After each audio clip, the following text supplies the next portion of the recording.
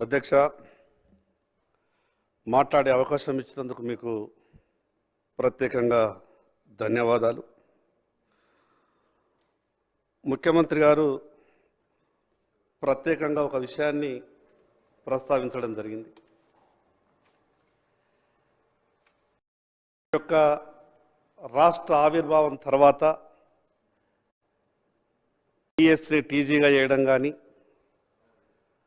రాష్ట్ర చిహ్నం విషయంలో కానీ, తెలంగాణ తల్లి విషయంలో కానీ, తెలంగాణ రాష్ట్రం వచ్చిన తర్వాత తెలంగాణ తల్లి విగ్రహాన్ని చూస్తే మన ఇంట్లో తల్లిని రోజు ఏ రకంగా చూసుకుంటే ఆ రూపాన్ని మన మదిలో తలుచుకుంటే ఒక రకమైనటువంటి ఆనందం వస్తుందో ఆ రకమైనటువంటి ఆలోచన కలగాలన్నటువంటి గొప్ప ఆలోచనతోనే ఈ యొక్క తెలంగాణ తల్లి మార్పును చేసినామని గౌరవ ముఖ్యమంత్రి గారు చెప్పడం జరిగింది. ప్రభుత్వానికి పూర్తి అధికారం ఉన్నది. ఈ అధికారం ఎంత ఉన్నప్పటికీ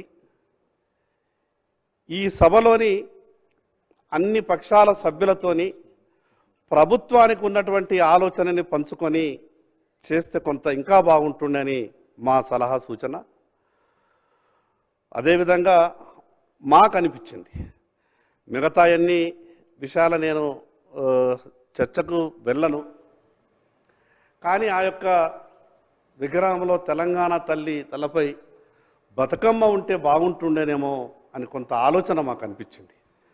సరే, మీరు ఏ కోణాల నుంచి మీరంతా అన్ని విషయాలని ఆలోచించే మీరు నిర్ణయం తీసుకుని ఉండొచ్చు.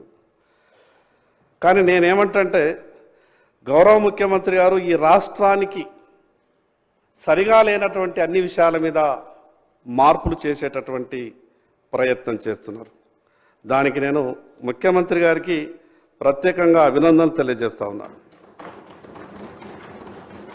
కానీ గత ప్రభుత్వం తీసుకున్నటువంటి ఈ రాష్ట్ర ప్రభుత్వ ఉద్యోగులకు సంబంధించినటువంటి ఈ రాష్ట్ర చిహ్నాలు మార్చిండ్రు, ఈ రాష్ట్ర గీతాలు మార్చిండ్రు, విగ్రహాన్ని కూడా మార్చిండ్రు. నేనేమంటానంటే, రూపకల్పన చేసిండ్రు, సరే కొద్దిగా ఏదో చేసిండ్రు. మొత్తానికైతే ఏది మంచి అనిపిస్తున్నదో అది చేస్తున్నామని చెప్పే ప్రయత్నం చేస్తున్నారు. చాలా సంతోషం. మేమేమంటున్నామంటే, గత ప్రభుత్వం 317 అనే జీవో ఉద్యోగులకు పెను శాపంగా మారింది. అధ్యక్ష, నేనేమంటున్నా, గౌరవ ముఖ్యమంత్రి గారికి నా తరపున విజ్ఞప్తి ఏంటంటే, ప్రభుత్వ ఉద్యోగులు ఎన్ని పాటలు పడుతున్నారు 317 జీవోతోనంటే తొందరగా నిర్ణయం తీసుకోండి. ఈ 3-4 కారణాలు ఏ రకంగానైతే మీరు స్పీడ్గా నిర్ణయం తీసుకొని సభలో చర్చ పెట్టి ఈ రకంగా మీరు ముందుకు పోయే ప్రయత్నం చేస్తున్నారో, ఈ 317 జీవో అసలు తెలంగాణ ఉద్యమమే మనకు స్థానికత కొరకు.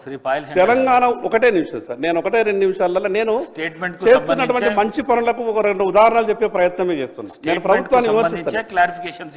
ప్రభుత్వాన్ని విమర్శిస్తలేను అధ్యక్ష. చేస్తున్నటువంటి మంచి పనులకు ఇంకొక 4 మంచి పనులు చేస్తే బాగుంటుందని ప్రభుత్వానికి సూచన మాత్రమే చేయదలుచుకున్నా. నేను ఎందుకు ఈ మాట చెప్తున్నానంటే అధ్యక్ష, అసలు తెలంగాణ ఉద్యమమే స్థానికత కొరకు ఏర్పడింది. స్థానికత విషయంలో మన పంచాయతీ వచ్చింది. కానీ తెలంగాణ రాష్ట్రం వచ్చిన తర్వాత ఈ 317 జీవో వచ్చి ఈ ప్రభుత్వ ఉద్యోగులకు ఈ రకమైనటువంటి ఇబ్బంది కలుగుతుందని ఎవరు కూడా ఊహించలేదు. నేను అందుకే ఇన్ని మంచి పనులు చేస్తున్నామని సభలో చెప్తున్నారు, చాలా సంతోషం. ఇటువంటి మంచి పనులు కూడా వాటికి ఎంతైతే స్పీడ్గా చేసినారో ఈ మంచి పనులకు కూడా అంత స్పీడ్గా చేయండి. ఒక్కొక్క చివరిగా 1 నిమిషంలో ముగిస్తా అధ్యక్ష. ఒక్క విషయం, తెలంగాణ రాష్ట్ర ఆర్థిక వ్యవస్థ గత ప్రభుత్వం చిన్నాభిన్నం చేసిండొచ్చు, ప్రభుత్వ ఉద్యోగులు విపరీతంగా ఇబ్బందులు పడుతున్నారు. జీపీఎఫ్ని కూడా జమ చేస్తున్న జీపీఎఫ్ని అది మీ తప్పు అని నేను కొత్తగా మీ మీదనే నింద వేసేసి ప్రతిపక్ష నేను రాజకీయ విమర్శ చేయదలుచుకోలేదు. గత ప్రభుత్వం చేసినటువంటి పాపం కావచ్చు, గత ప్రభుత్వం చేసినటువంటి తప్పులు కావచ్చు, వెంటనే ఈ తెలంగాణ రాష్ట్ర ఆర్థిక వ్యవస్థను సరిదిద్ది ప్రభుత్వ ఉద్యోగులు జీపీఎఫ్ని కూడా తీసుకోలేనటువంటి పరిస్థితులను ఆ విషయాల మీద కూడా ముఖ్యమంత్రి గారిని దృష్టి పెట్టాల్సిందిగా మా తరపున విజ్ఞప్తి చేస్తా ఉన్నాను. భవిష్యత్తులో ఇలాంటి పెద్ద మార్పులు పెద్ద చర్చలు జరిగినప్పుడు అధికారం మీకున్నది, ప్రభుత్వం మీకు ప్రభుత్వానికి అధికారం ఉన్నది, రాష్ట్ర ప్రజలు మీకు ఇచ్చిండ్రు. కానీ మిగతా పక్షాల సభ్యుల సలహాలు సూచనలు కూడా పరిగణలోకి తీసుకుంటే బాగుంటుందని ప్రభుత్వానికి ఈ సందర్భంగా చెప్పదలుచుకున్నాం అధ్యక్ష. గౌరవ సభ్యులు శ్రీ పోచారం శ్రీనివాసరెడ్డి గారు.